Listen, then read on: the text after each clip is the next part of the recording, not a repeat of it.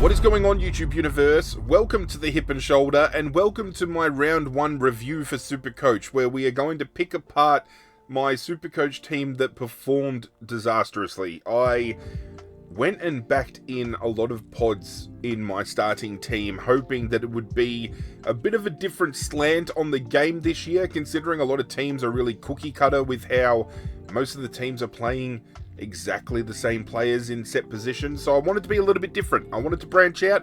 I wanted to, do something to capture glory, and fell flat on my fucking face. Overall, we scored 1,982 points. We didn't crack 2,000. I am absolutely gutted. I think the only time last year that I scored under 2,000 was during the bye rounds, and that was when X amount of teams aren't playing each week and they only take your best 18 scores. So you're forgiven a little bit if you don't crack 2,000 points during those rounds.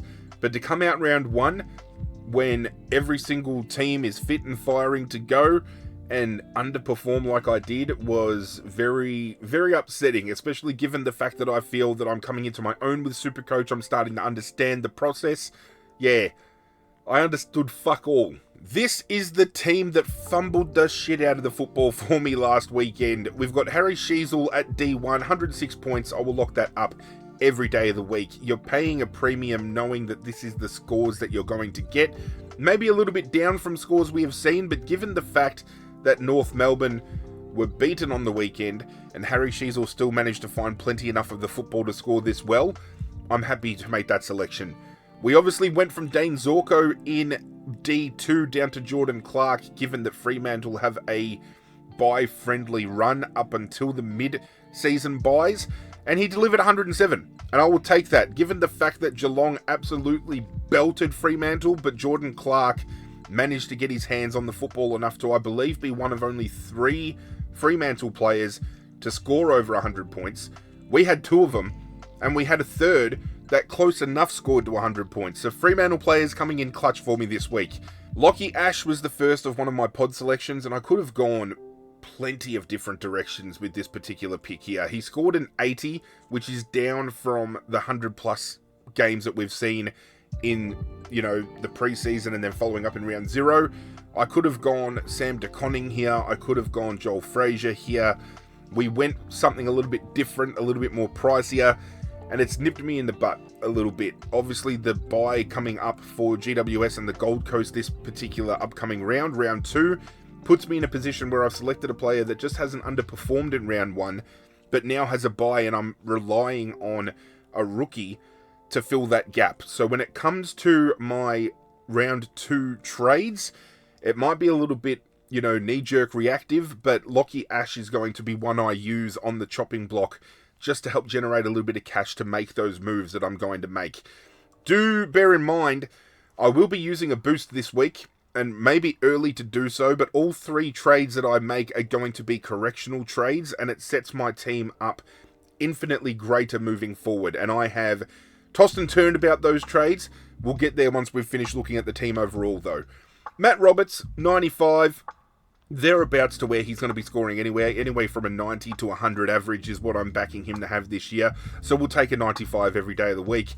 Where the fumbles continue to happen is with Harry Perryman, and I selected him ahead of Sam De Koning and Joel Frazier, players that have come out and either backed up their preseason work and they've really shot for the stars and they've come out with huge scores, and it really makes me rue my decision to choose Perryman, who was a more expensive selection. I could have banked a little bit of cash. I could have been more free used with cash around the ground, and Perryman, I believe, is going to be one of the most traded out players for this upcoming particular round because of the role he's playing, and obviously people didn't expect him to be in this kind of position. So when it comes to moving players on, Harry Perryman, again, will be on the shopping block for me this week. Ben Patton, 43, very underwhelming, but he got subbed off midway through the 3rd quarter. I don't know whether he's injured or not, but the fact that he took the red vest is a little bit concerning for me. However, job security, I feel, is still pretty solid, unless Dean Cox decides it's time to move Tom McCartan from the forward line to the defence, and then I think Ben Patton's position might be up in the air, but still will make us plenty enough cash given his break-even is still in the negatives. On the bench, I had Zach Reed, 45 points. Look, we're not expecting every single rookie to set the world on fire, so we'll take 45 and we'll take any cash generation we can get, especially for players that are sitting on my bench not getting game time. Luke Traynor, 50 points I thought wasn't an accurate reflection of how well he played on game day, but I feel the way he did play for Richmond against Carlton sets himself up to really nail down that halfback role, and I think he could even be viable enough to play in a D6 position.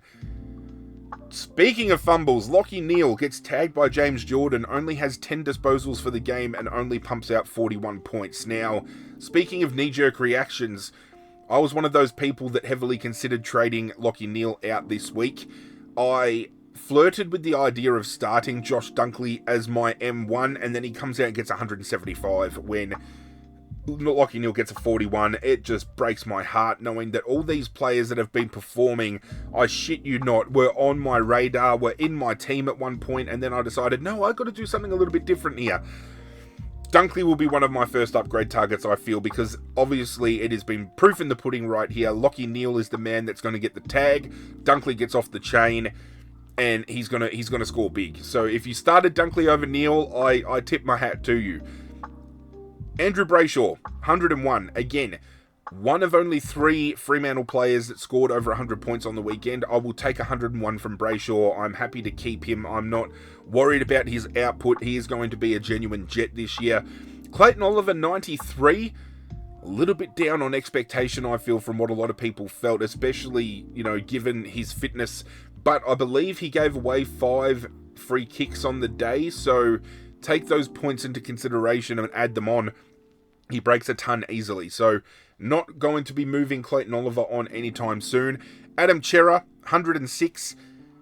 Alarm bells slightly ringing because this week he has apparently been training with Carlton's defensive group, and in the Carlton-Richmond game, when Sam Doherty was subbed onto the field, we saw Adam Chera move back into that D6 for Carlton, and the lack of input score-wise started to really flatline. I mean, he was up to 63 odd points at halftime, so he's only managed to manage 43 points for the game, and I think most of that came in the third quarter before that sub-trigger was pulled. So keep an eye on Adam Chera. If he does play a more defensive role and underperforms and scores under 100 this week, I have plans, big plans, that's going to shift momentum for my entire team. So keep an eye out for Adam Chera this weekend, and if he does bomb, keep an eye out on this channel for my next video for Supercoach, because I've got some big brain plays ready to go.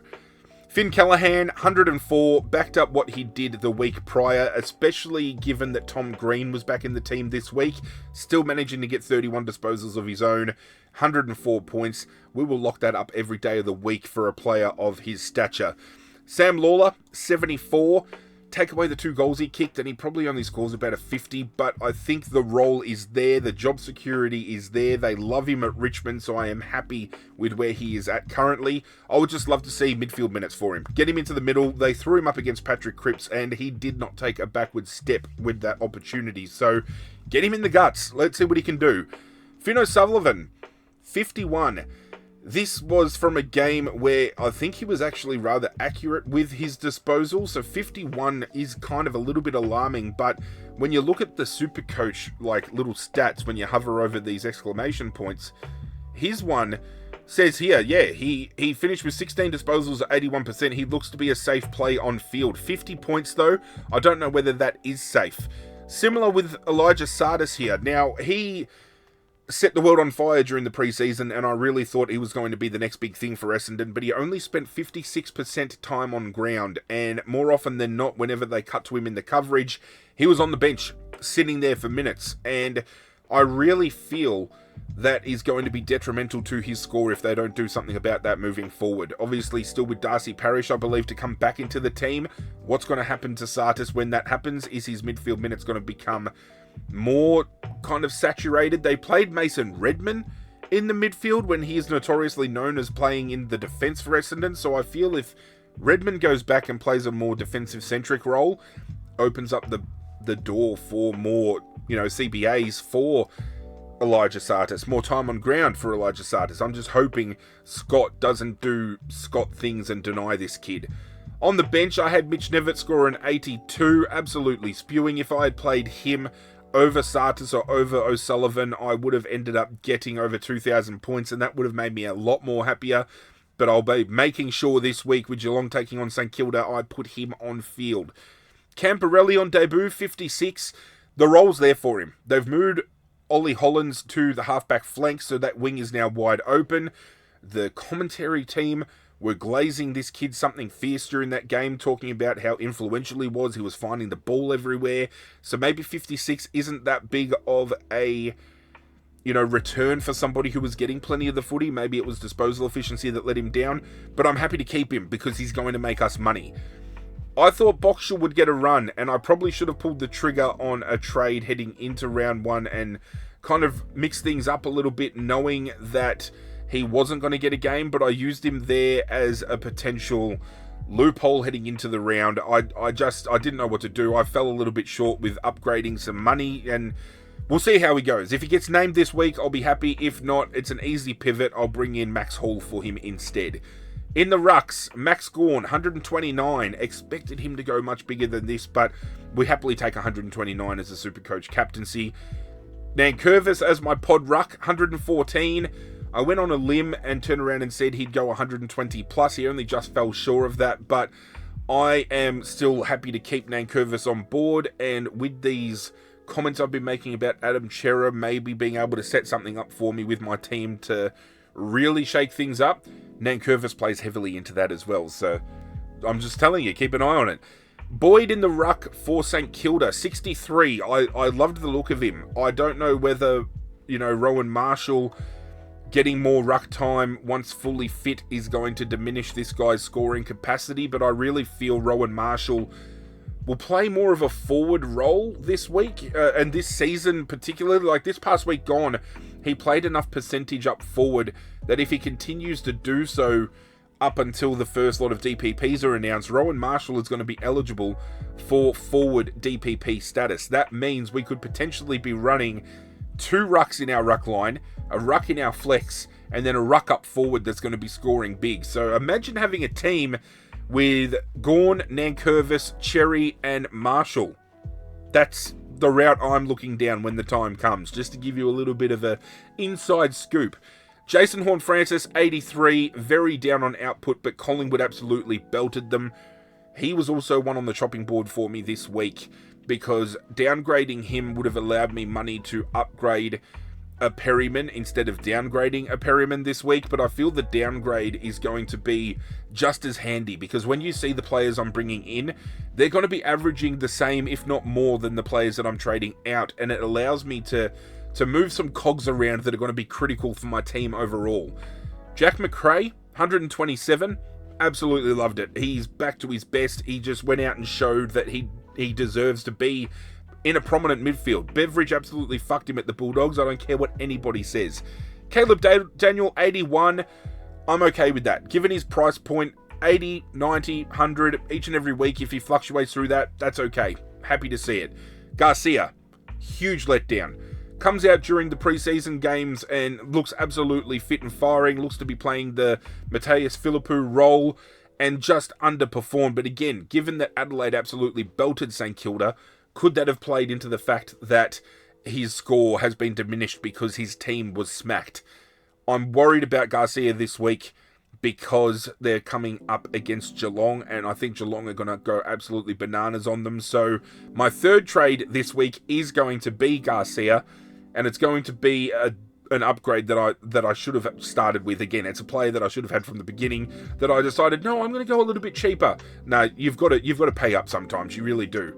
Tom Lynch, 61. He got his break even. He has been suspended though, so that gives me a little bit of affordability heading into round 2. We'll discuss that in a moment. Sam Davidson let down with the 39 points. I really thought with the absence of Treloar, with Bontempelli, this guy was going to run rampant like he did in that preseason game and get a lot of points, but I'm still sticking thin with him. Kako got a 62, only managing 1 goal 2 after that 4-goal haul in the preseason. I'm not expecting 4 or 5 goals from him every week. A 62, very serviceable from a rookie starting in purely as a forward. And Elijah Q at 52, down on output, but again, West Coast were absolutely bounced, and that's what we have to keep in mind with these rookies. They're not going to generate us big numbers when their team's getting absolutely smacked. Nathan O'Driscoll in my flex, I am very happy with 91 points overall, showing us that the preseason game that he played, Fremantle versus the All-Stars, and he was probably one of Freo's, if not Freo's best player on the day, backing that up and showing us that we can put faith in this kid. Will eventually be part of my starting core in the midfield, I think, moving forward. But when he's scoring big numbers like this, I'm happy to lock him in at the flex position and overtake what was essentially a Lachie Neale score. So he beat Lachie Neale by 50 points. That's absolutely ridiculous. That was my team for round 1. Again, very upset with some players. Obviously, Garcia let me down. I was upset with Davidson. Lachie Neale especially was a huge letdown. I would have liked more out of Perryman and out of Lachie Ash. Patton getting subbed out wasn't ideal. I was broken when I saw him subbed off because I reckon he still probably had a good 20 to 25 points in him, and I would have been more happy with a 70-75 than a 43. But we make pivots, we make moves, and that begins now with my 3 trades. I have named the players that we will be trading. We are trading Lachie Ash, which might be a little bit premature given he's on a bye and then comes back in round 3, but I'm making moves that need to work. I need to trade some particular players in order for me to bring in the players that I want. So the 3 on the chopping block this week are Lachie Ash, Harry Perryman, and Hugo Garcia. It's easy to show who the players replacing them will be, given not just the scores that they had, but I've named these players somewhat throughout this video so far. So defensively, I am bringing in 2 players that are cheaper, the first of which is Sam De Koning. He played a great role for Geelong, going in the ruck, and he's more so like a big-bodied midfielder. He gets plenty of the ball himself. He's getting clearances, laying tackles. As it says here on screen, De Koning showed us that at Amy game wasn't his true form. He was great this week with 25 disposals and 6 marks, just the 18 hitouts, but his value is around the ground and how he manages to just get his hands on the footy. The Geelong midfielders are bringing him and keeping him in the game, which is the most important thing. The other defender I'm bringing in is a player that I had in my team for weeks leading up to round 0, and then I flipped him for Perryman, and that's Joel Frazier. I was concerned about not his job security, because the job security for Frazier in that defensive 50 is there. I was more worried about output when Bailey Dale came back into the team, because we've only seen Frazier this year in the preseason game without Bailey Dale there, and I was a little bit concerned as to whether he would be able to perform and find enough of the footy with both of them in the game at the same time. And both of them found plenty of the ball. Both of them worked well together, and that gives me enough confidence to go Frazier in the back line. My last trade for the week is a player again that I had started, and a lot of people started in their team, so this isn't a surprise trade by any means. I'm bringing in Bailey Smith. I should have started with him. I don't know why I didn't. He comes out and absolutely monsters a score, and taking on St Kilda this week, I can't pass up the opportunity of seeing Bailey Smith score another 120 plus points and go absolutely insane. Could even be a vice captaincy option for us this week. So, the moves that I have made, ladies and gentlemen, put us in this position right here. We have gotten rid of Lachie Ash, Harry Perryman, and Hugo Garcia. That adds Frazier, De Koning, and Smith to the team. Now, again, I feel De Koning and Frazier collectively are going to average more than what Perryman is going to average. I feel that either of these players have the potential to be scoring what a Lachie Ash is going to score. What these downgrades allowed me to do was take Hugo Garcia, who was a huge letdown and is now probably an abnormality within St Kilda's lineup, to bring in Bailey Smith, who is going to be probably one of Geelong's best scoring players all year. With the role he's got and the amount of ball he managed to notch up on the weekend, he'll end up being comfortably a top 3, top 4 forward pick for the season. This only leaves me with $1,200 in the bank, but it also provides opportunity elsewhere if players underperform. As I said, next week, if Adam Cerra doesn't crack the ton, I will be getting rid of him. I will be downgrading him to a rookie, which would give me 4 on-field rookies. I'm happy to do that because it gives me somebody in the flex that is going to pop off. And as I said, it sets me up infinitely greater because I've got an idea for my flex. I mentioned it in a previous video. Feel free to go check that out. But I definitely feel having 2 ruckmen on field and a ruckman in the flex is the best way to go. So if Adam Cerra underperforms, I get rid of him. It gets me somebody like a TDK or a Cherry in the flex.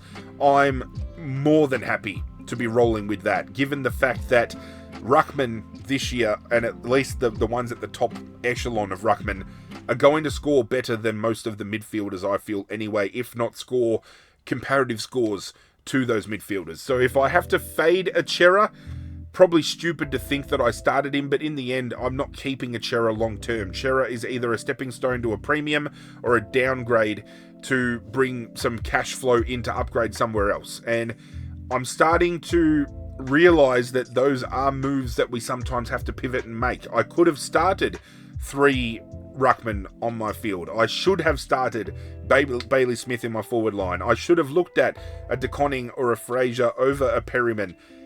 But you try to make things a little bit different. You try to shake things up. And it was a learning curve that I might not ever step down moving forward because, as I said, I tried to do something a little bit different with bringing in pods. Obviously, people going for Max Gawn, Cherry, TDK. I went for Nankervis. That yielded results. I went for Lockie Ash in defence, thinking that he could be, a keeper for that defensive line. Now seeing how he performed on the weekend, kind of started having doubts creep in, especially when there's other players that I had in my mind that I should have started over him. So again, these 3 trades, all corrective. I don't feel they're knee-jerk at all. Harry Perryman had to go this week because he is due to have a upgrade in cash, and it doesn't look like that big of a cash jump at all. So if you have Perryman, I would probably heavily consider bringing in a Joel Fraser, a Sam De Koning, or if you've got a downgrade you can make elsewhere and you can take a Perryman up to somebody like Max Holmes, for example, feel free to do it. Those were some moves that I could have done this past week gone. I could have potentially gone Cerra down to Smith, which would have given me about 100k in the bank I could have played around with. Similar with Horn Francis, but thankfully I got talked out of it. So thank you to Geordie from Supercoach Masters for really setting me straight and telling me to stick thick with the primos that I've got and to make some particular moves and give me a little bit of faith in myself. So I do appreciate that, mate. Thank you very much. The changes I will be making this particular weekend, obviously Finn Callaghan not playing, so we are going to put Mitch Nevitt on field. With players, I'm going to put the emergency on Camporelli. He plays the first game of the round later tonight, so if he scores well, I can put Finn Callaghan on field and we can take his score. I don't know what the go is with Patton. Sydney are playing against Fremantle in Fremantle. Richmond taking on Port Adelaide. I am tempted to go Luke Traynor on field this week. The moves I can make here is I'm going to put Davidson on the bench and I'm going to put the emergency on him because he plays Friday night against Collingwood.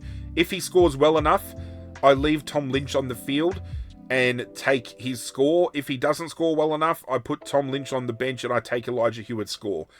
I'm not expecting big numbers out of these rookies, but I can make some moves moving forward that are going to kind of rectify that in other rounds. At least for now, I'm infinitely happier with the team I have here than I had with the team results that fumbled out of round 1.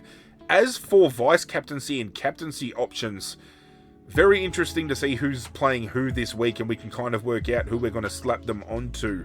We have Geelong obviously taking on St Kilda on Saturday night, so we could easily put the vice captaincy on Bailey Smith, which I'm feeling could be a move this week.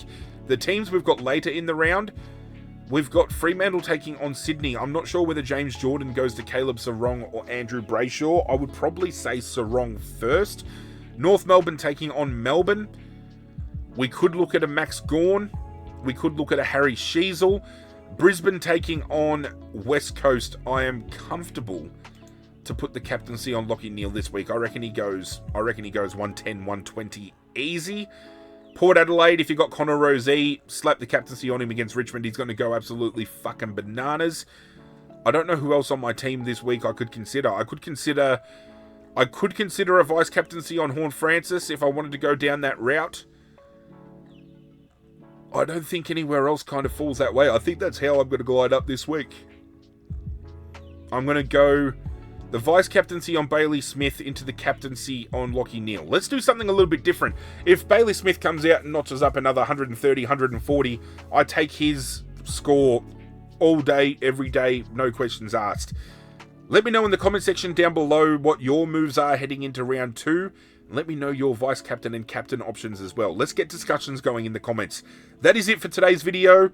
Do hope you guys enjoyed. I hope I just crack 2,000 points this week and start climbing up that ladder. I really am now chasing tail. It's put me in a position I didn't want to be starting the year. I wanted this year to be my breakout Supercoach year, and I broke out the gates and fell straight on my fucking face. So let's try to rewind that a little bit. Do leave a like on the video if you enjoyed. Hit that subscribe button if you want to get on board the community we are building here. Now over 100 subscribers thanks to you guys. And if you've got any ideas for AFL-based content you would like to see moving forward, feel free to let me know in the comment section down below as well. But that's it from me, guys. I'm out of here. And as always, I will catch you guys next time.